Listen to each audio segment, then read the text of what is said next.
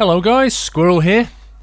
So, I've got a video today talking about the patch notes. They've released a full detailed breakdown of the patch notes. And in the background, I've got a game of Team Deathmatch on Karg Island, where I was basically running around with the M16 and came across a couple of guys on the other team quite clearly playing together. They've got the same clan tag and both of them were rocking the M26 dart, so they were playing like pros, running around one-shotting people with a gun exploit. I think I end up finishing the game on almost the same number of kills as the guys running around with a dart, which is just hilarious. But I do piss a few people off in this game and mow them down quite a lot, and I think one guy, Rage, comes and gets my my tags, which, you know, fair enough. And just funny it pissed him off so much.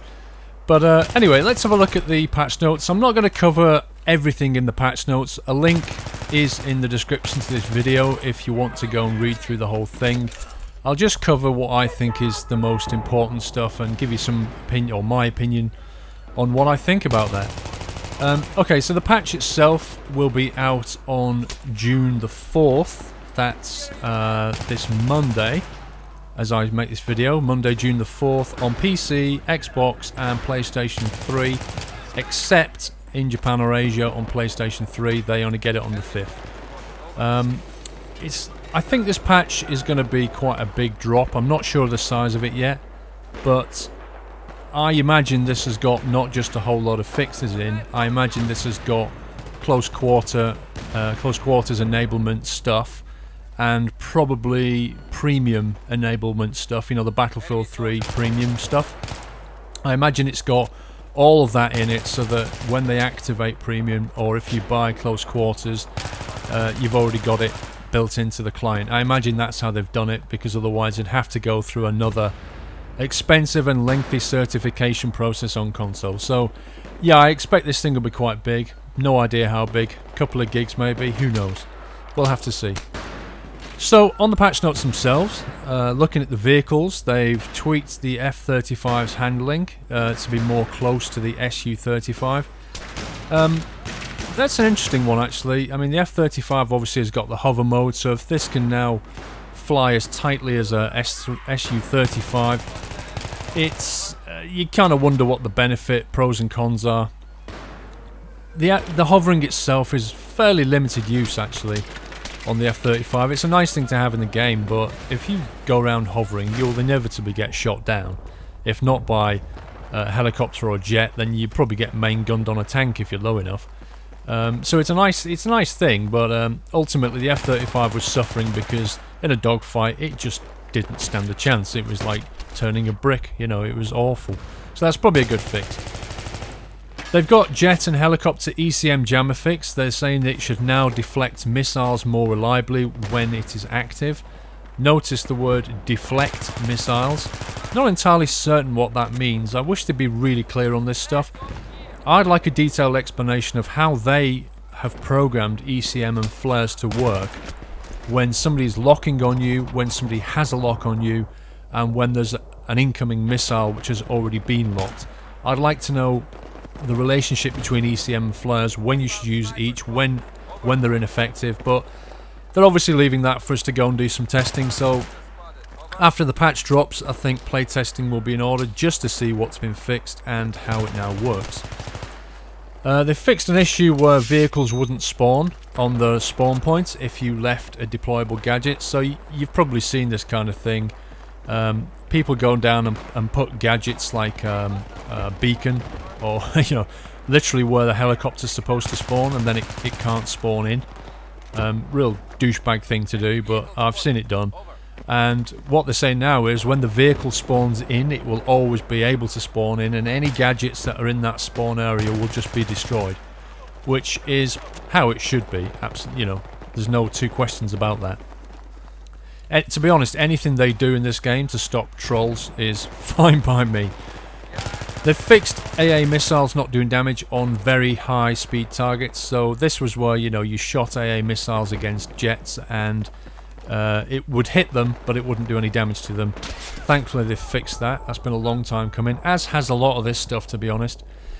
They've reduced the direct damage on unguarded javelins, so that you need to have a better side hit to get a one-hit disable. So this is where you point a javelin at, say, a tank, and without waiting for the javelin to lock properly, you effectively hip-shot it. And they're saying that that no longer will one-hit disable. You'll actually have to lock to get the guaranteed disable, or they're saying we'll have to require better side hits. So I presume what they're saying there is you need to be more accurately at 90 degrees to get the full side impact. Again, I am just guessing. I could be wrong about that. They've removed the direct damage from aircraft-launched guided missiles. Players will have to have laser-designated targets for full effectiveness. So when you're up in the air in an aircraft and you launch a missile, what they're saying is you'll have to have a laser-designated target to get a full effect of damage. I guess they felt that needed to be balanced. They've adjusted the helicopter rockets to the original pre-patched damage value against armoured vehicles. Now, when the last patch came out, if you remember, I commented on a video that tanks felt very, very brittle. And I think there was two reasons for that. One of them, they have, obviously they're admitting here, the damage from the rockets was too high from helicopters, so it was ripping through our armoured tanks. And the other one is the TV missile was one-shotting tanks, which was definitely unintended. They fixed that one within a week or two, if I remember. But what they've now done is toned back the damage against armoured vehicles so that at least they can stand a chance of living through one pass, which it was getting a bit silly. You'd go around in a tank, a helicopter, or even a jet, and they've not mentioned that, could one-shot you in a single pass. And you know how long it takes. You've got to get out and repair your tank. And by the time you've done that, they've turned around and they're on the second pass. So it was completely unfair, and for me, greatly diminished what is the most heavily armoured vehicle on the battlefield. It shouldn't be so easy to take a tank out. We'll wait and see how that pans out. Again, mortaring in a similar vein has been nerfed back against vehicles. They've dialed back the damage. They obviously felt that that was just too easy to take out or disable vehicles with a mortar. Probably agree with that one. They've increased the range on AA guns so that they can reach vehicles hovering at maximum height in select maps. Now, this is an interesting one. I would imagine on Operation Firestorm, this will kick in so that, you know, when you get a vehicle that, you know, particularly helicopters just hovering maximum height on the map, the AA can't reach it. And what they're saying here is they're allowing that to happen, to the gun to shoot all the way to the ceiling of the map. Now, I've talked this through a little bit with Level Cap today, and we did some testing on this.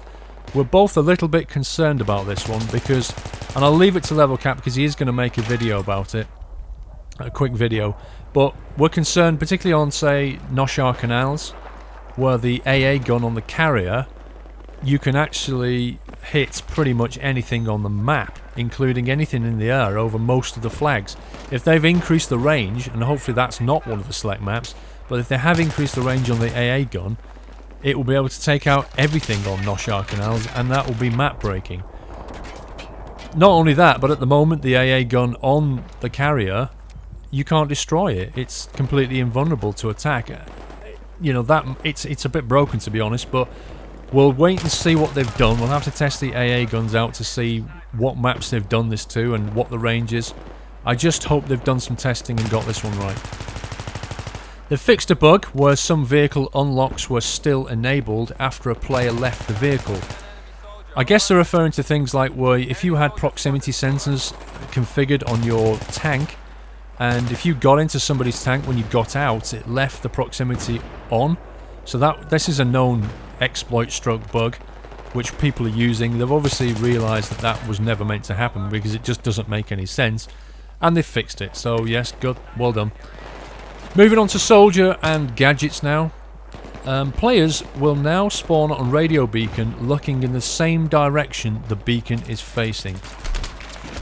Well, what can we say about that apart from hallelujah? Oh my god, I've wanted this since the game began. So now you can put a beacon down, and whatever direction you're facing, that's the direction that players will face when they spawn, instead of this random stuff where when you spawn on a beacon, you'd be facing a wall, you'd be facing in the opposite direction to where you need to go. It was awful. There was no prediction over it at all. Some people have said that you'd always spawn facing north. I don't know if that was true or not. But now it means that recon players can tactically place down spawn beacons. They can place them in a good location facing a direction that makes sense. So yes, thank you for that one, DICE. The spawn preview camera, likewise on the spawn beacon. You know when you click on a spawn beacon you get the preview camera? They're saying that they've updated that now so that it better reflects the direction that you'll be looking. So I guess what they're saying there is when you click on the beacon, the camera will be looking roughly in the direction that you will face when you spawn in. So you don't, you know, the preview doesn't look in one direction and when you spawn you're suddenly facing the other direction, which is deeply confusing. It's disorientating enough when you spawn in. You don't need that as well. So they've fixed that, which is good. They've reduced the inaccuracy added when you're suppressed. There's still an effect, but it's less than past previous patches. If you've watched my suppression video, you'll know how ridiculous it is. The effects of your accuracy is awful when you're suppressed, and what they're saying is that they've dialed that back. Now we'll wait and see just how good that is, whether it now is playable and makes sense, but they're saying they obviously agreed with us that it was a bit too much, and they've reined it in a bit, so we'll have to see what that's like. On consoles, so we got gamepads, they've reduced the input lag. Now this is an interesting one. I know PS3, a lot of complaints about the input lag. Not too many heard about the Xbox. Are they saying now that there is input lag on both Xbox and PS3? And what they've done is they've made it more responsive, which I'm sure everybody welcomes because there was definitely a delay. But I think this is going... like, whenever they do this, people mentally have already compensated in their head when they're aiming for the actual lag. So as soon as they put this patch in, everybody that's playing is going to suddenly find them missing a lot and they'll have to readjust to the new lack of lag, as it were. So that's going to be hilarious after Monday. Everybody on console is going to find them missing each other in firefights. So good luck with that one, but I'm sure it'll work better. They've tweaked the deploy times on gadgets to be faster in high-stress combat situations. Now that's the quote. I'm not entirely sure what that means, to be honest. What is a high-stress combat situation? Is that when you're heavily suppressed? Is that when you're being rocketed or shot to death by a tank? What does that mean? You reduce the deploy time on gadgets. I don't really get that one. If anybody understands that, leave a comment. They've greatly improved the responsiveness when deploying a bipod when going prone or shortly after moving. Now obviously they feel the bipod is probably not being used enough. They're probably looking at the stats and realising that not enough people are using bipod, so they're trying to make it more appealing. They're trying to, obviously by this fix, they're trying to make it so that you can run and gun more, so you can sort of run along and then quickly drop down and deploy the bipod and gun.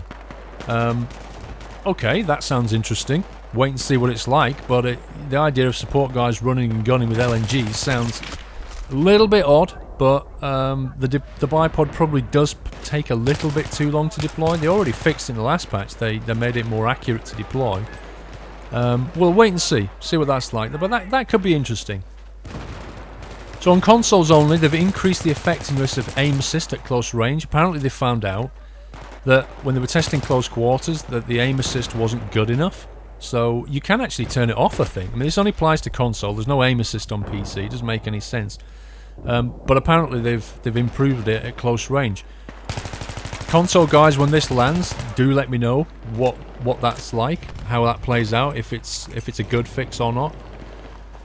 And finally, on the soldier and gadget side of things, they've tweaked the tack light so that it's less blinding at the edge of the screen. Now, I don't know about you, I mean there's still a lot of complaints about tack lights. I've got used to them. I still think they should fix the whole friendly fire. To be honest, I get shone in the face with lasers and tack lights by friendlies more than I do by enemies. You know, the friendly's running around and he just points this thing in your face and you get shot by an enemy.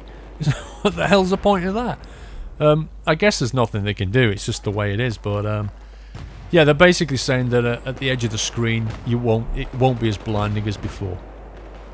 Okay, so on to weapons. M26 dart issue, the one that you're seeing in this game being used against me, that's been fixed. The bug was, if you put the M26 shotgun on an assault rifle with a heavy barrel, then each round that got fired would actually fire rifle bullets instead of shotgun pellets. So instead of doing small amounts of damage, each pellet is actually doing a full rifle bullets amount of damage. Hence why it was one-shotting people, because it was like shooting people with, you know, sort of 12 bullets in one hit. It was just absurd. Semi-automatic sniper rifles now have properly have a shorter range with a suppressor.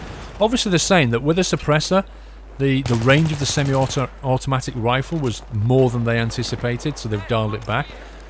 On the L96, interestingly enough, we all know about the L96, it now properly shoots where you aim it with the iron sight. Previously, for some reason, it had an offset in the last patch, so the L96 just became pretty unusable as a weapon. Similarly on the SKS, which is already a pretty powerful gun, it now has proper damage values when you use a suppressor. So obviously that was doing too much when you had a suppressor on. And they've reduced the suppressive effect of the SKS rounds, and they've reduced the long range damage, because the gun is meant to be used close to medium range. So that's been hit by a nerf bat, probably quite rightly. We'll see. They've tweaked the effects on the foregrip on a bunch of weapons. Go and read through the patch notes, but they've adjusted quite a few things when you've got the foregrip attached. They've obviously just rebalanced a bunch of stuff. They've also fixed it so that all clip-based LMGs have extended mags. Now this obviously doesn't apply to extended mags with, you know, the large magazine box. We're talking about weapons like the M27, the RPK-74 and the QBB-95, the ones that actually have a magazine clip. And they're saying that now all of those things will have an extended mag available for them, which is great. That's good. That's what a support weapon's supposed to be about, large amounts of ammo. They've reduced the impact suppression has on shotguns, so when you're running around with a shotgun and you get suppressed, they're saying they've reduced the impact that has on your shot, particularly when you hip fire the shotgun. Yeah, that's probably fair. And they've fixed, and I like this fix, they've fixed it so that weapons fire mode is saved between spawns, which is nice. So for example, you get a G3A3 and you switch it into single fire mode, you run around in single fire mode, you get killed, you come back and the fire mode has gone back to automatic, the default. What they're saying now is, when you spawn back in, it will remember your preference, so it will be back in single fire mode if that's what you prefer on that weapon. So that's a nice fix. Okay, so now under the miscellaneous stuff, big one for console guys, colorblind support is now available on consoles. You turn it on in the options. I've been going on about this since the game came out, and the reason is I have a friend who plays on console and he's colorblind. In fact, 7 to 10% of males are red-green colorblind, which is a huge number of people, like 1/10. It's the same number of people that are left-handed versus right-handed, and they've finally given the option to put a colorblind mode on. Well, hallelujah, but why didn't you do that, you know, a couple of patches ago? Every FPS should have this option, because it affects a lot of people. They've also added on all platforms a colorblind icon for the squad leader. Not entirely sure what that means, but we'll wait and see. And for console guys again, they've added a symbol. When you're in the server browser, you can now see a symbol if the server is running extreme custom rules. So if it's running high ticket count, that's the kind of stuff, you'll see a little symbol next to the server to indicate that it's got modified rules. However, it isn't mandatory that the server admin puts that on. He can put high ticket count on and choose not to show that symbol. Why? I have no idea. Surely that should be mandatory. If you mess around and put things at high values, every player has a right to know that. I don't understand that decision. Okay, so this is great. I love the way they've worded this. They've fixed an issue where footsteps couldn't be heard behind you. I love the way they've worded this. They fixed it. Was this ever in the game? Could you ever actually hear people behind you coming up knifing you? At least now when you've got headphones on, you've actually got a chance of hearing somebody walking up behind you about to take your tags. This should have been in the game from the start. The word fix implies that it was, and it's now not. I don't believe that. I'm pretty certain it's never been in the game. Also, they've fixed an issue so that when you're arming an MCOM station, it's not cancelled if you look at a dropped weapon. I mean, I love the idea of that. you know, you're arming an MCOM, you look down at a drop weapon and it cancels your plant. I mean, that's brilliant. But to be honest, I think you can do too much when you're arming an MCOM.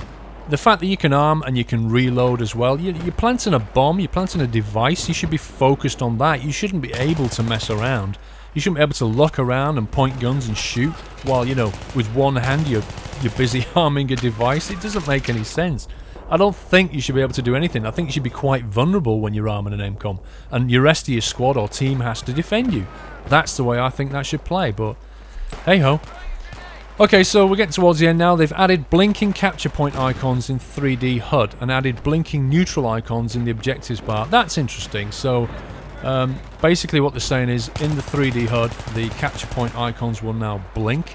I guess that means if they're being captured or taken, which is a nice little touch. And finally, they've fixed some tracers appearing behind the soldier or vehicle that fired them. So if you've ever seen this is where tracer bullets come out of a guy's ass, you know, right out of his back. That's what that is. They've fixed it. Nice list of fixes. Gonna be a big drop, I think. I think it's gonna be a lot of stuff in here that I will have to test to make sure they've definitely done what they say they've done. My big one is to do with the ECM jammer and the flares. I'm going to test that to make sure, to see how it works, because I like flying choppers and I don't like the randomness of the game at the moment in that respect. So hopefully that's all good. Hope you enjoyed the footage in the background, and I've given you a little sort of summary of all of the main issues that they've fixed in this patch and what I think about them. Do leave me your comments, what you think about these fixes. If there's things in there that you think's missing or stuff that you like, do let me know. And I do read comments, I really do. I read them all. So I only reply to some of them, but I do read what you guys say.